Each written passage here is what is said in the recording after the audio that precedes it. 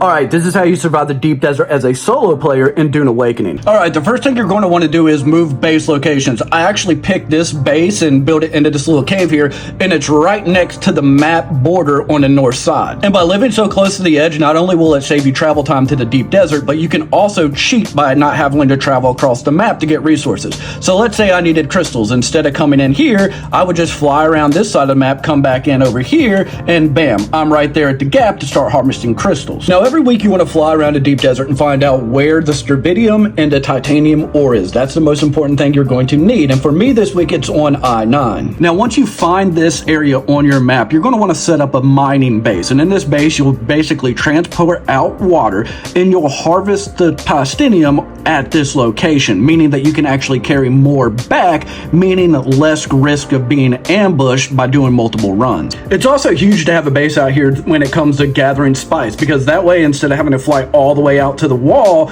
you can just deposit at your base. And if you're lucky, you'll get like a deposit right there, and then you can just really stack up on spice. But keep in mind that more than likely this base is going to be raided, so you want to keep it to an absolute minimum, and you don't really want to store anything there that you're not willing to lose. And then when you leave, make sure you break down any of your refineries and everything like that, bring it back with you, and then when you're on the next day, you just fly back out there, set everything up, and you get back to mining. Now, hands down, the most important thing to do in this game is to get some type of base set up in the deep desert. Now, these bases do get destroyed at the end of the week if you don't pick them up. However, it only costs half of the resources to make everything in here, which means it's a game changer if you're playing this solo. So instead of that large spice refinery costing 1,000 spice in the deep desert, it only costs 500. Now, when it comes to gear, make sure you just wear stuff that you're not afraid to lose, and then make sure you're carrying enough respawn beacons and welding wire and fuel rods. That way, if you get attacked, you can repair your ship and get out of there. Now, when it comes to ornithopters, basically, I always just take the assault with the inventory and the thrusters,